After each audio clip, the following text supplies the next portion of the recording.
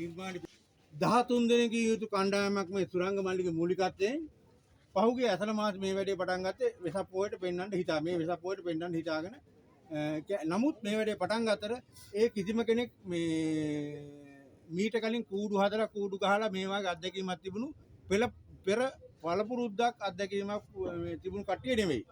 කරගෙන ආව තිබුණු එකම ශක්තිය උනේ තමන්ගේ හිතේ තිබුණ මේ වැඩේ කොහොම හරි කරනවා කියන හැඟීම. ඉතින් එහෙම තියාන තමයි කරගෙන ආවේ. කරගෙන යනකොට 13 දෙනා යුතු කණ්ඩායම 11ක් වුණා. 11 දෙනා කණ්ඩායම කරගෙන ආවා. ලක්ෂ 25 මානකට වැඩි බුඳලක් වේදන් වෙලා තියෙන වකවානුවක නොසිතූ විරු විදියකට ඇති වුණු අයහපත් කාලගුණ තත්ත්වය මට දිට්ඨා කුණාටුවට අහු වෙලා නොවැම්බර් මාසේ 29 වෙනිදා වෙනකොට මුළු නිර්මාණයම බිමට සමතලා වෙලා තිබුණා.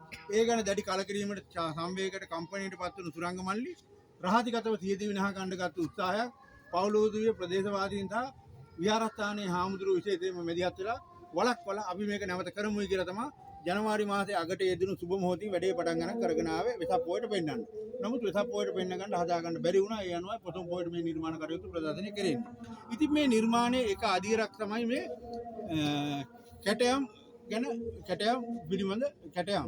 ඉතින් කැටයම් පිළිබඳ පොඩි හැඳින්වීමක් කරන්නයි මම මේ උත්සාහ කරන්නේ. කෙටි වෙලා බොහොම සුළුවේ මේ කැටයම් සඳහා භාවිතා කළේ කළු ඩිමයි කඩදාසි.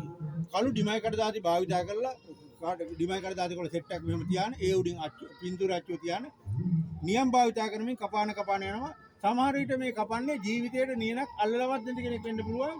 කොහොම හරි අපි කරමු කියලා දැන් මෙයා නියන් අල්ලලා නැත්තම් හරි අපි කරමු කියලා කොහොමද දෙන්නේ කොටසක් කපනවා. ඔන්න කපාන යනවා.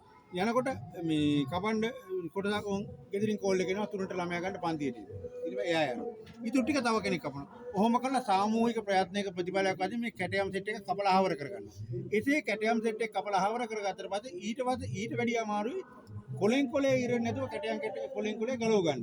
ඒකත් ඒ වගේ ගලවගෙන ඒක තෙල් සීට් එක උඩ තියලා කිරිගම් එක තවරලා තමයි ගල් කුඩිය ගන්න. ගල් කුඩිය ගන්නවා කියන්නේ මේ ගල් කුඩියලා කරපු නිර්මාණ මේක කලින් අපි කොහොමවත් දැකලා අහලා තිබුණේ නැහැ. නමුත් අපි අපේම සංකල්පයකට අනුව තමයි ගල් කුඩු භාවිතයට ගමු කියලා මේක තීරණය කරේ. මොකද මේක ගල්කන්ද හොරම් පැල ප්‍රදේශය. ගල්කන්ද හොරම් පැල ප්‍රදේශයේ බහුතරයක් දෙනාගේ ස්වකීය ජීවනෝපාය ස්වයං රැකියාව රස්සාව තමයි ගල් කැපීම. ගල් කැපීම කියන්නේ මිරිස් ගල්, වංගෙඩි, බුදු පිළිම ආදී නොයෙක් නිර්මාණ කරනවා ගල් කැටයම් කරනවා. එතකොට ගල් කපන ගල් වඩුව ගාව සෑම ගල් මඩුවකම වැටලා තියෙනවා ලොකු කෑලි කුඩු ප්‍රමාණයක්. අපි ඒවා ට්‍රැක්ටර් එක පටවගෙන ගෙනල්ලා පෙනේර භාවිතයෙන් හලලා තමයි ගල් කුට්ටික ගන්න. එහෙම ගත්තට පස්සේ ඒ ගල් කුඩු තමයි මේ කැටයම් කොලේ එහෙම වේල ගත්තට පස්සේ මේ වගේ කැටයම් කොලේ කුඩු ගහලා වේල ගත්තට පස්සේ නැවත සව් කොලේ තියෙන සව් කොලේ උඩ මේ කලවල ඒකත් අර වගේ වේල ගන්නවා. එසේ වේල ගන්න තමයි ගිහිලා කුඩුවේ අලවන්න භාවිතා කරන්නේ. එතකොට මේ වගේ කැටයම් කොල හරියටම 111ක් භාවිතා වුණා මුළු නිර්මාණයට. 111. එතකොට මේ කැටයම් කොලේ කොතෙන්ද දාලා මේ කැටයම කොතෙන්ද දාලා මේක කොතෙන්ද දාලා කියන මතක තිබුණේ අපේ උද්‍යාංග මල්ලි කියලා කෙනෙක් හිටියා. එයාට මුළු කම්පියුටර් එකක් ආයේ මුළු සෙට් එකම කැටයම් කොලේ දකින්නට ඔක අතින් මේක චක්‍රාවාටයට මේක අර මන්දාකිනින්ද මේක සූර්යග්‍රහ මණ්ඩලයේ අතින් මේක අර මන්දාකිනින්ද මේක ඉරට මේක හඳට කියන මතකේ එයාට තිබුණා. ඒ අනුව තමයි මේ දැවැන්ත නිර්මාණය එහෙම තමයි අපි කරගත්තේ. දැවැන්ත නිර්මාණය කිව්වට අඩි 66ක් කියලා අපි හැදුවට මැනලා බලද්දී ගිනස් කමිටුව අඩි 68යි අඟල් 6ක් අඩි 68මාරක් උසයි.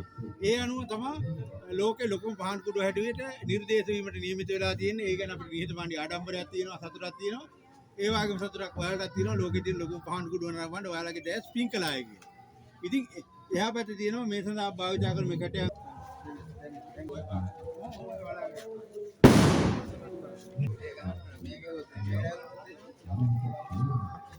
Thank